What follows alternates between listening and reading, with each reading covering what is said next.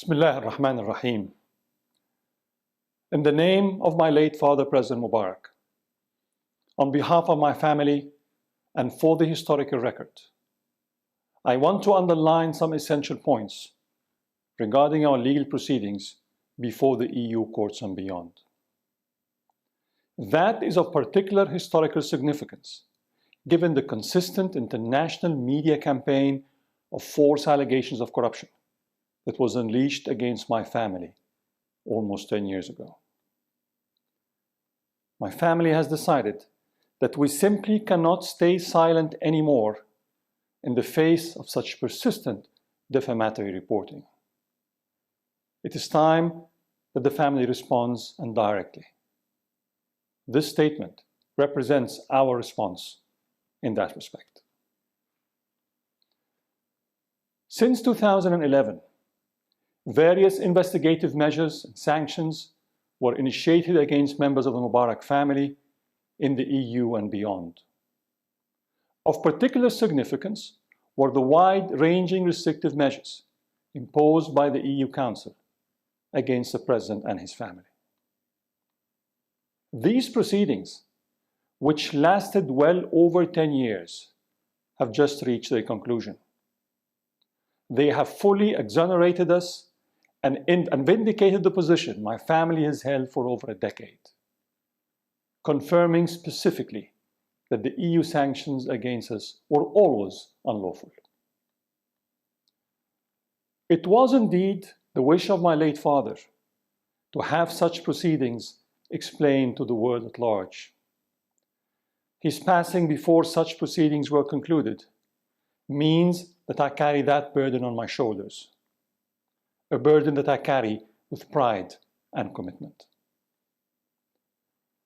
When President Mubarak decided to step down in February 2011, he declared his readiness to confront and comprehensively answer any criminal allegations against him and his family. He declined to accept immunity of any kind and categorically refused any suggestions to leave Egypt. He asserted in a recorded message broadcast in April 2011 that Egyptians need to know that their former president held funds in only one bank in Egypt. He also welcomed any probes into his and his family's assets. Since that time, and until he passed away, President Mubarak, together with his family, endured countless investigations and court proceedings, both in Egypt and overseas. The President and his family participated in all such proceedings with the utmost of respect to the judiciary and to the judicial process. In so doing, President Mubarak affirmed a cardinal principle enshrined in the rule of law, which he so deeply respected, that no one is above the law, including the President. More than 10 years ago, a ferocious campaign of false allegations of corruption was unleashed against President Mubarak and his family. The forces opposing the President seized on these allegations to inflame popular sentiment, significantly contributing to the ensuing political events that transpired in Egypt in January and February 2011.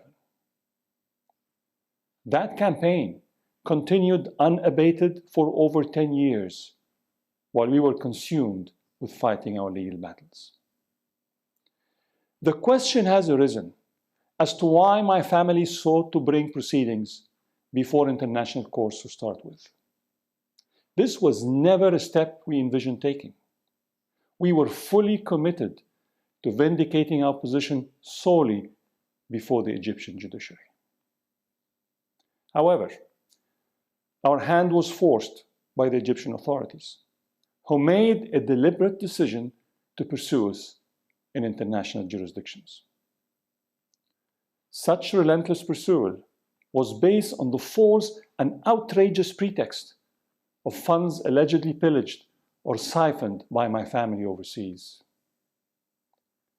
All domestic criminal proceedings initiated against us were submitted as evidence to the relevant international authorities. The aim was to recover funds that it was alleged had been illegally taken by my family. Following requests from Egypt, various overseas authorities took preventive measures, introduced sanctions, and opened investigations into members of my family.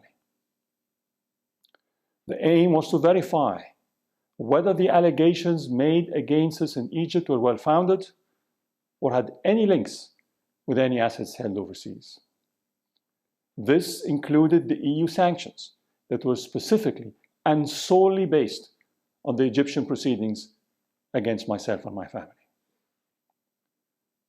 We were therefore left with no choice but to vigorously defend our position before judicial authorities in foreign jurisdictions. My family has had to endure a 10-year fight to rebuke each and every defamatory allegation made against us.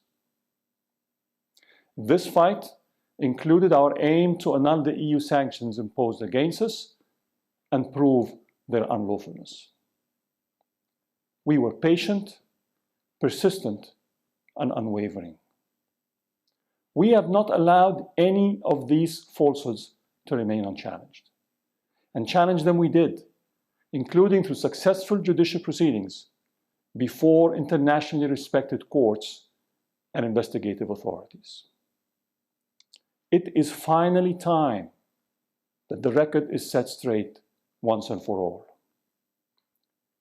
Today, and after 10 years of incredibly intrusive investigations, a litany of international mutual legal assistance requests among various judicial authorities, and a multitude of judicial proceedings in several jurisdictions, it is proven that all the allegations leveled against my family were utterly false.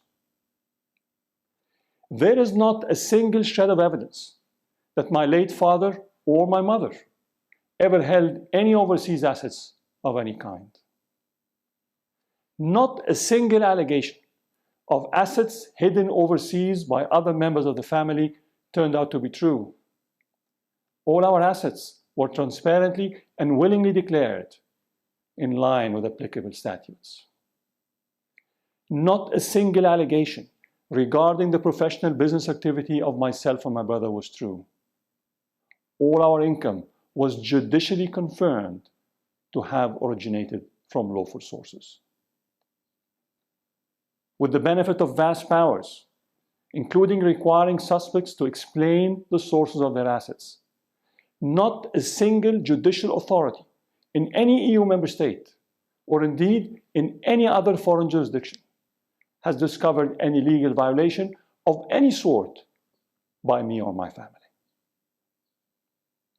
So in conclusion, no illicit assets, no concealed assets, and no unexplained sources of assets have been attributed to any member of the Mubarack family by such authorities. These are the facts. They are independently and judicially verified and thus irrefutable. While EU sanctions imposed against President Mubarack and his family were lifted back in March 2021, we continued our legal battle against the EU Council in the EU courts.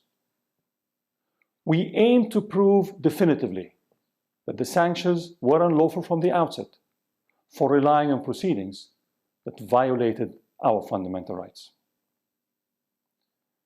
Our challenge against such sanctions was never primarily driven by unfreezing any funds. In particular, as my late father and my mother never owned any assets of any nature outside Egypt. It was primarily driven by our desire for vindication, to judicially prove that such sanctions, which affected our reputation significantly, were unlawful from the outset. Almost 5 weeks ago, the EU General Court issued a landmark decision.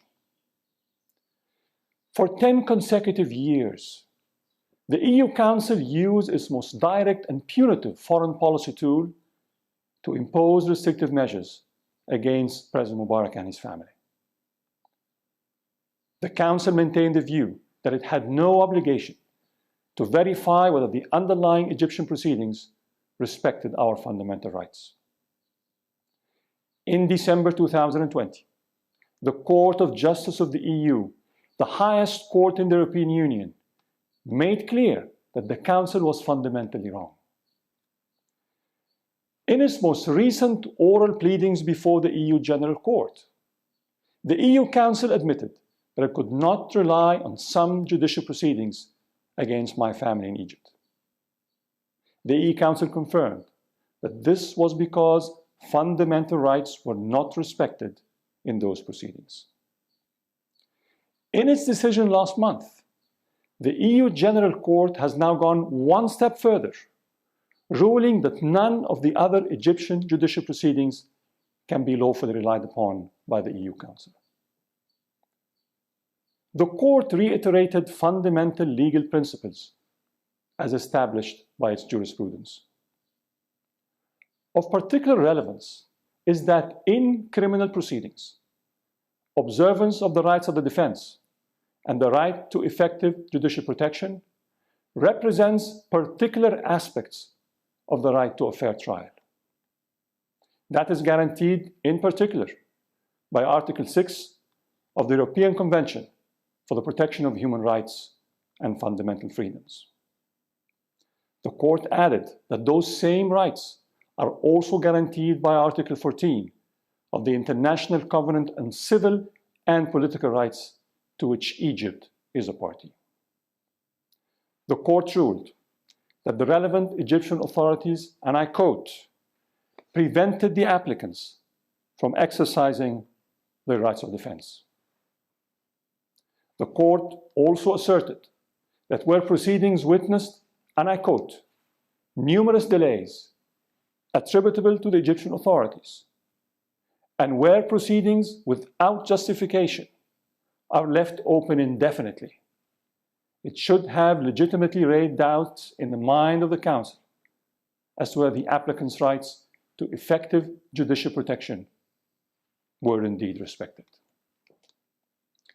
Based on this most fundamental principle of EU law, the Court has ruled the sanctions to be unlawful. It also ordered that they be, and I quote, removed retroactively from the legal order of the European Union and is deemed never to have existed. The significance of this ruling, which provides for the annulment of the sanctions from the outset, cannot be overstated. It represents a further vindication of my family's position that the EU sanctions against us broke the law and violated our fundamental rights.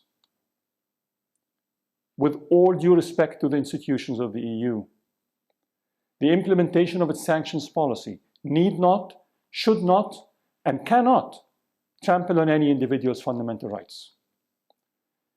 The EU Council cannot have it both ways. On the one hand, expressing respect for fundamental rights as anchored in its charter, while on the other hand, exhibiting flagrant indifference to those same rights in our case. We now know that by doing so, the EU Council broke the law. This should undoubtedly be a cause for real concern to the international community. The EU Council was eventually left with no choice but to lift its sanctions back in March 2021.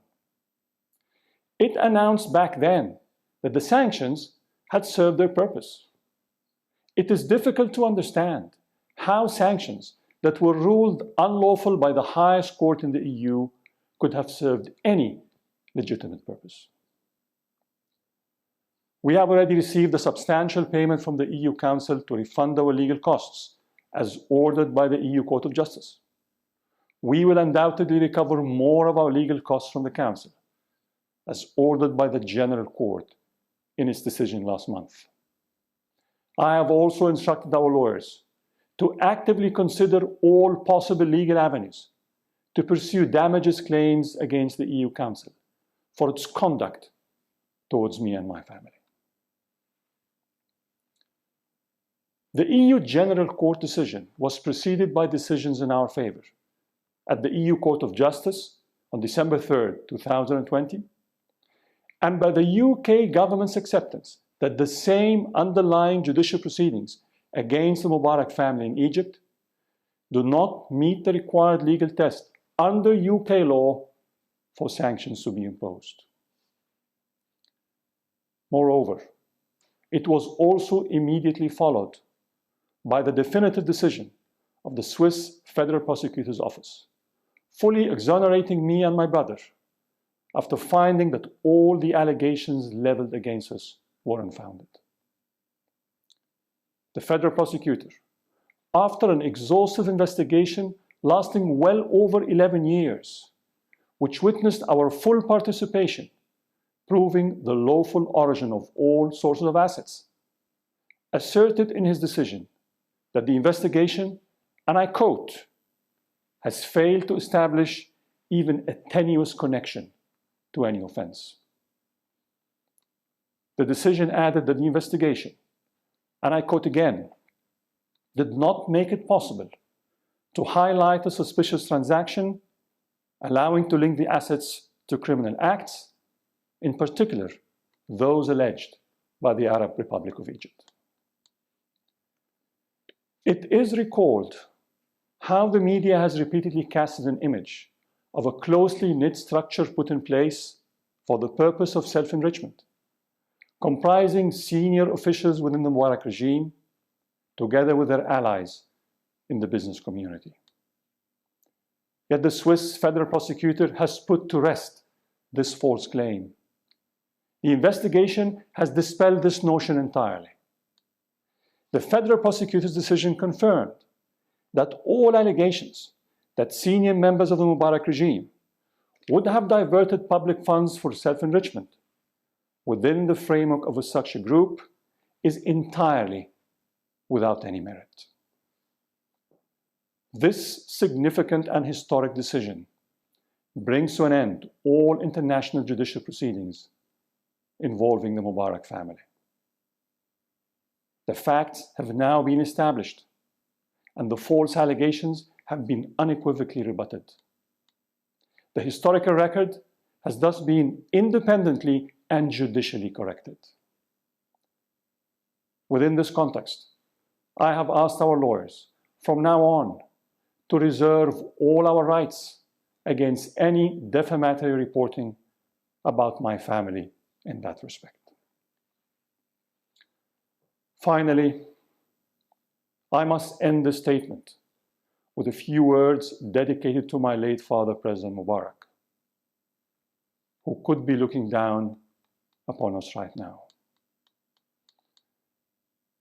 والدي العزيز، لم يمهلك القدر لتشهد نهاية جميع الإجراءات القانونية التي تم اتخاذها ضدك منذ عام 2011، بما في ذلك الإجراءات ذات الصلة التي اعتمدها مجلس الاتحاد الأوروبي.